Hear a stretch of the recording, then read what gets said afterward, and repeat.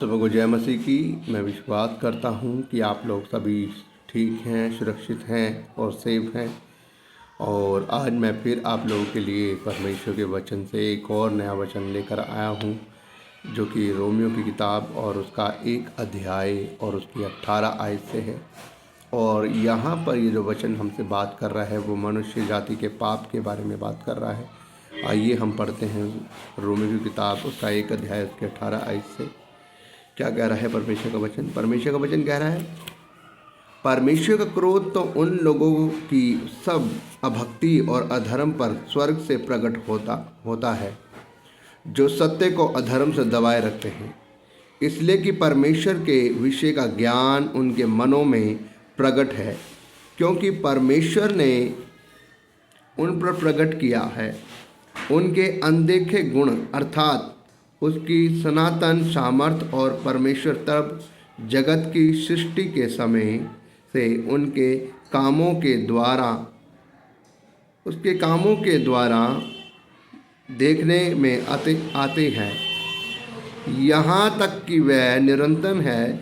इस कारण कि परमेश्वर को जानने पर भी उन्होंने परमेश्वर के योग्य बड़ाई और धन्यवाद ना किया, परंतु व्यर्थ विचार करने में लगे रहे, यहाँ तक कि उनका निर्बुद्धि मन अंधियारा हो गया। वह अपने आप को बुद्धिमान जताकर मूर्ख बन गए और अविनाशी परमेश्वर की महिमा को नाशवान मनुष्य और पक्षियों और चौपाओं और रेंगने वाले जंतुओं की मूर्तों की समानता में बदल दिया। तो मेरे भाइयों बहनों, ये परमेश्वर का वचन यहाँ पर हमसे इस प्रकार से बात कर रहा है। परमेश्वर का वचन यहाँ पर हमें बताता है कि परमेश्वर का क्रोध तो उन्हीं लोगों की सब अभक्ति और अधर्म पर स्वर्ग से प्रकट होगा। किन लोगों की अभक्ति पर? उन लोगों की अभक्ति पर जो स्वर्ग से प्रकट होगा, जो सत्य को अधर्म से क्या करते हैं? दबाए देते हैं। जो सत्य को अधर्म से दबाए देते हैं, वो सच्चे के वचन को जानना नहीं चाहते। और कहीं लोग ऐसे हैं जो सच्चाई के वचन को जानकर भी क्या करते हैं? अनदेखा कर लेते हैं और अपनी आंखों को बंद कर लेते हैं। और वो सच्चे ईश्वर को क्या करते हैं? वो सच्चे ईश्वर को ऐसी जगहों पर ढूंढते हैं जहां वो सच्चा ईश्वर है नहीं। अगर आप इसकी 22वीं आयत में पढ़ें तो यहाँ पर इस प्रकार से लिखा है, वह अपने आप को बुद्धिमान जताकर मूर्ख बन गए हैं। क्या बन गए हैं? अपने आप को बुद्धिमान जताकर मूर्ख बन गए हैं और अविनाशी परमेश्वर को नाशवान मनुष्यों और पक्षियों और चौपाओं और रेंगने वाले जंतुओं की मूरत की समानता में बदल डाला है। मतलब कि उसने जो सच्चा परमेश्वर है, उन्होंने क्या किया? उन्होंने रेंगने वाले चौपाओं में, पक्षियों में और नाना प्रकार की जंतुओं की मूर्तों में ढाल दिया है। और वो उसके अंदर क्या कर रहे हैं? आज परमेश्वर को ढूंढते हैं। मैं आपको बताना चाहता हूँ मेरे भाइयों, अगर आप इजराइलियों के बाइबल में, अगर आपने इजराइलियों में बारे में पढ़ा हो तो वहाँ पर भी बाइबल इस प्रकार से बताती है कि जब मूसा इजराइलियों की अगुवाई कर रहा था, और उस समय में भी हिस्ट्री में भी जब बाइबल बताती है कि जब लोग परमेश्वर पर विश्वास रखते थे और परमेश्वर उनके साथ साथ चलता था, उनसे बातें करता था, उनके जीवन में कार्य करता था, वो जिस चीज़ की कामना करते थे, खुदावन उनसे बात करता था अपने दास मूसा के द्वारा। और अपने दास मूसा के द्वारा, वो अपने नबी के द्वारा, अपने दास के द्वारा उनसे बातें करता और वो उनको गाइड करता कि कैसे उनको अपनी ज़िंदगी में चलना है। लेकिन एक समय आता है कि जब परमेश्वर मूसा को बात करने के लिए, अपनी कुछ आज्ञाएं देने के लिए कि इजराइलियों को तूने ये मेरी आज्ञा देनी है और उनको बताना है, उनको सिखाना है कि मेरी इन आज्ञाओं के अनुसार चलना ज़रूरी है, तो वो 40 दिन के लिए पहाड़ के ऊपर गया, क्योंकि परमेश्वर पहाड़ के ऊपर उनसे बातें करता था। और जब परमेश्वर पहाड़ के ऊपर उससे बातें कर रहा था, तब इजराइलियों ने देखा कि भाई मूसा तो आया नहीं, और मूसा ने हमें पहाड़ के ऊपर आने से मना भी किया है, कि उसने कहा है कि जो कोई पहाड़ के ऊपर आएगा वो क्या होगा, मारा जाएगा, क्योंकि परमेश्वर ने मना किया है। क्योंकि लोग क्या थे, लोग नाना प्रकार के पाप करते थे। कोई अपनी जुबान से पाप कर रहा है, कोई अपनी आँखों से पाप कर रहा है, कोई अपने शरीर से पाप कर रहा है, कोई समझ रहे हो ना आप, आँखों के द्वारा पाप करना, जुबान के द्वारा पाप करना, शरीर के द्वारा पाप करना, मतलब कि सभी लोग कुछ ना कुछ पाप करते थे और वो पवित्र नहीं थे। इसलिए मूसा ने कहा कि ना कोई जानवर ना कोई मनुष्य पहाड़ी के ऊपर ना आए। और जब मूसा परमेश्वर का धर्मी जन था, जो पवित्रताई से चलता था, जब वो पहाड़ी के ऊपर गया, परमेश्वर से बातें करने लगा, और परमेश्वर ने 40 दिन वो उपवास में परमेश्वर से बातें करता रहा, तब लोगों को ये लगा कि शायद अब तो मूसा आएगा नहीं, लगता मूसा ऊपर ही मर खप गया है, तो अब हमारी अगुवाई कौन करेगा।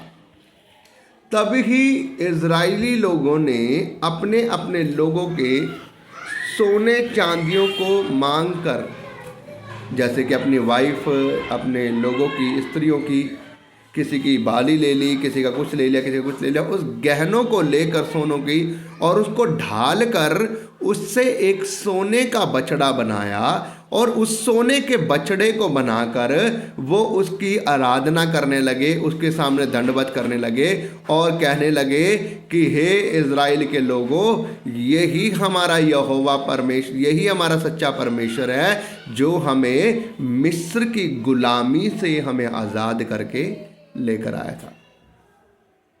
और मैं आपको बताना चाहता हूं, जब 40 दिन पूरे हुए, जब मूसा उन शिक्षाओं को लेकर आया जो परमेश्वर ने मूसा को दी,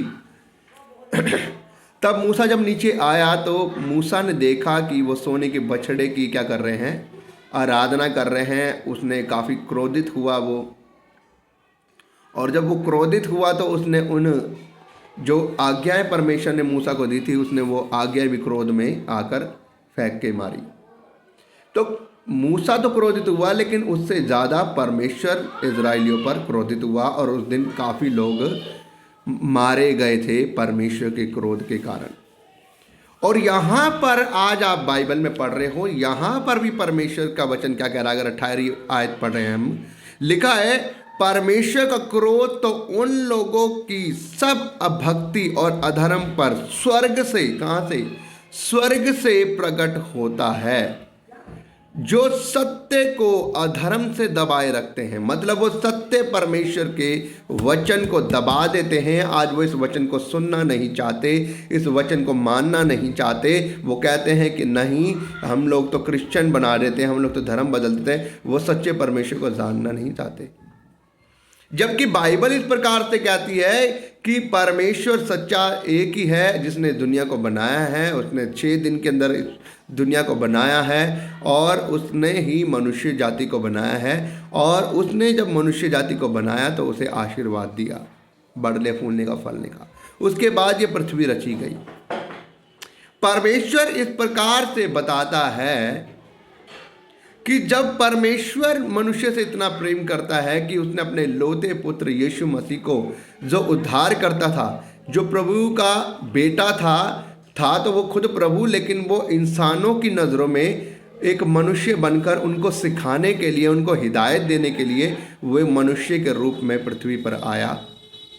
और उनको 3.5 साल वो सिखाता रहा अपने वचन की बातें, और उनके बीच में बड़े बड़े चिन्ह चमत्कार करता रहा।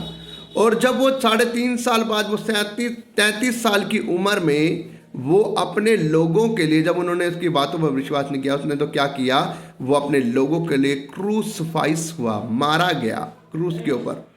अब लोगों को ये लगता है कि कई लोग बोलते हैं कि अगर परमेश्वर, यीशु मसीह अगर परमेश्वर था, खुदा था, तो वो अपने आप को बचा क्यों नहीं सका, और वो क्रूस के ऊपर क्यों चढ़ाया गया, वो क्यों मर गया। मेरे भाइयों, आधा अधूरा ज्ञान हमेशा हमारे जीवन के लिए हानिकारक होता है। अब हमने ये तो बोल दिया कि वो अगर परमेश्वर था तो वो अपने आप को क्रूस के ऊपर चढ़ा गया, और वो अपने आप को बचा ना सका, वो मर गया। क्या आपको ये पता है कि वो क्रूस के ऊपर चढ़ाया क्यों गया? क्या आपको ये पता है कि उसने अंधों को देखने की ताकत दी, गूंगों को बोलने की ताकत दी, लंगड़ों को चलाया उसने, मुर्दों को जिलाया उसने, कईयों में से दुष्ट आत्माएं निकाली, इतने बड़े बड़े चिन्ह चमत्कार किए उसने, उसने पानी को उसने दाखरस में बदल दिया, उसने इतने बड़े बड़े आश्चर्य के काम किए, तो क्या वो अपने आप को बचा नहीं सकता था? जो व्यक्ति उन्हें पकड़ने आए थे उसमें से एक सैनिक का कान काट दिया गया था, यीशु मसीह के चेले ने उसका एक कान काट दिया अपनी तलवार से, उसने उसका वो कान पकड़ के उसको फिर दोबारा जोड़ दिया, तो क्या वो अपने आप को बचा नहीं सकता था? वो बहुत आसानी से बचा सकता था, लेकिन वो इसलिए क्रूस के ऊपर चढ़ा क्योंकि ये उसकी खुद की मर्जी थी, उसके पिता की मर्जी थी जिसने उसे भेजा था, और उसने कहा था कि तुम मेरे लोगों के लिए क्या हो, कुर्बान हो, ताकि वो लोग जाने कि मैंने तुम्हारे पापों के लिए। आपको पता है आज हमने शराब पी, वो शराब हमने पी, जो पाप हमने किया उसका हर्जाना किसने भरा? प्रभु यीशु मसीह। हमने लड़कीबाजी की, हमने गलत काम किया, हमने सेक्स किया, पाप किया, हमने पाप किया, लेकिन उसका हर्जाना किसने भरा? प्रभु यीशु मसीह ने।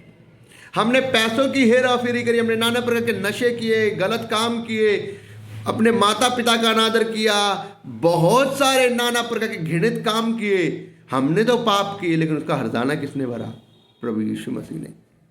उसने कहा मैं मरता हूं और मैं इसलिए नहीं मरता कि मुझे कोई चाव चढ़ा है, लेकिन मैं इसलिए मरता हूं कि मैं तुम्हारे पापों को अपने ऊपर लिए मरता हूं। मैं तुम्हारे पापों के लिए मरता हूं ताकि मैं मरूं और तुम लोग क्या पाओ? उद्धार पाओ, स्वर्ग का राज्य पाओ। अब लोग कहीं कहते हैं कि हम कैसे ऐसे स्वर्ग करेंगे? प्रभु यीशु मसीह ने कहा था जितने लोग मुझ पर विश्वास करेंगे वो नाश ना होंगे परंतु अनंत जीवन पाएंगे, स्वर्ग का राज्य उनका होगा, क्योंकि मैं मरता हूं तुम्हारे पापों के लिए, ताकि जो कोई विश्वास करेगा कि प्रभु यीशु मसीह मेरे पापों के लिए मरा, उसने मेरे लिए कोड़े खाए, उसने मेरे लिए लहू बहाया, उसने मेरे लिए गुनाहों को अपने ऊपर ले लिए, वो तो पवित्र व्यक्ति था लेकिन फिर भी क्रूस के ऊपर चढ़ाया गया। जब वो मरा तो वो हमारे पापों में मर गया। लेकिन आपको ये भी पता होना चाहिए कि अगर वो मर गया था, आप कहते हो कि वो अपने आप को बचा के नहीं पाया, आप ये भी तो देखो कि 3 दिन बाद ईस्टर वाले दिन वो जी उठा था। हालेलुया, उसने मौत को हरा दिया था। तब ये बात आपको क्यों नहीं पता? आपको ये पता है कि वो क्रूस के ऊपर मर गया था, आपको इतनी बात नहीं पता कि वो तीसरे दिन बाद जी भी उठा था? ये नहीं पता आपको? आप लोग आधा ज्ञान तो देख लेते हो कि प्रभु यीशु मसीह क्रूस के ऊपर मर गया, वो उस सूली के ऊपर मर गया है, लेकिन आपको ये नहीं पता कि वो तीसरे दिन बाद जी भी उठा था। और आप बता दीजिए कौन सा ऐसा ईश्वर है जो मरकर जी उठा है? मैं उसे ईश्वर मान लूंगा। कौन सा ऐसा है? कौन सा ऐसा परमेश्वर है जो मरकर जी उठा हो? अगर वो ऐसा कोई है तो मैं उसे परमेश्वर मान लूंगा। मेरे भाइयों बहनों, परमेश्वर वो ही होता है जो मरकर जी उठता है, जो मरता नहीं, और वो एक ही है, प्रभु यीशु मसीह। मेरे भाइयों बहनों, वो मर के जी उठा तीसरे दिन बाद, उसके बाद 40 दिन तक अपने चेलों को दिखाई देता रहा, उसके साथ रहा, उनको शिक्षाएं देता रहा बाइबल की, और उसके बाद वो उनको पवित्र आत्मा का वरदान देकर उनके देखते देखते वो आसमान पर शरीर के साथ उठा लिया गया। और उसने कहा मैं फिर आऊँगा जब इस पृथ्वी के ऊपर परमेश्वर का वचन पूरा फैल जाएगा, एक एक के कान में परमेश्वर का वचन फैल जाएगा, मैं फिर आऊँगा अपने लोगों का, जिंदा और मुर्दा लोगों का न्याय करने, उनकी रूहों का न्याय करने, उनके कामों का न्याय करने कि किसने कैसे काम किए। इसलिए यहाँ पर बता रहा है कि स्वर्ग से परमेश्वर की क्या होगा? स्वर्ग से परमेश्वर उनका क्या करेगा? उनका लेखा लेगा। हालेलुया। स्वर्ग से उनके लिए क्या होगा? उनके लिए वो दिक्कत, वो प्रॉब्लम, वो जो आएगी उनके ऊपर, जो उनका न्याय किया जाएगा, वो स्वर्ग से प्रकट होगा। क्योंकि उन्होंने सच्चे ईश्वर को कहाँ ढूंढ रहे हैं? वो मूर्तियों में, चौपाओं में, रेंगने वालों पे, वो बछड़ों में, ऐसी जगहों पर ढूंढ रहे हैं। जबकि सच्चा परमेश्वर क्या कहता है? मैं एक क्या हूँ? आत्मा हूँ, और मैं चाहता हूँ मेरी भक्ति आत्मा और सच्चाई से की जाए, ना कि फूल माला से, ना कि अगरबत्ती से, ना कि सेब से, केले से, इन सब चीज़ों से। नो, परमेश्वर ये सब चीज़ें नहीं चाहता। परमेश्वर चाहता है कि मैं आत्मा हूँ और मेरी आत्मा और सच्चाई से मेरी भक्ति की जाए, मेरी महिमा की जाए। जब हम आत्मा में खो के उसकी भक्ति करते हैं, उसके नाम की आराधना करते हैं, प्रार्थना करते हैं, तब वो परमेश्वर उनकी प्रार्थना को सुन के जीवन में काम करता है। तो मेरे भाइयों बहनों, मैं विश्वास करता हूँ ये वचन आपको समझ में आया होगा और आप इस वचन के द्वारा अपनी आंखों को खोलेंगे और आप सच्चे परमेश्वर को जानेंगे कि सच्चा परमेश्वर कौन है। परमेश्वर आपको इस वचन के द्वारा आशीष दे। God bless you all. आमीन।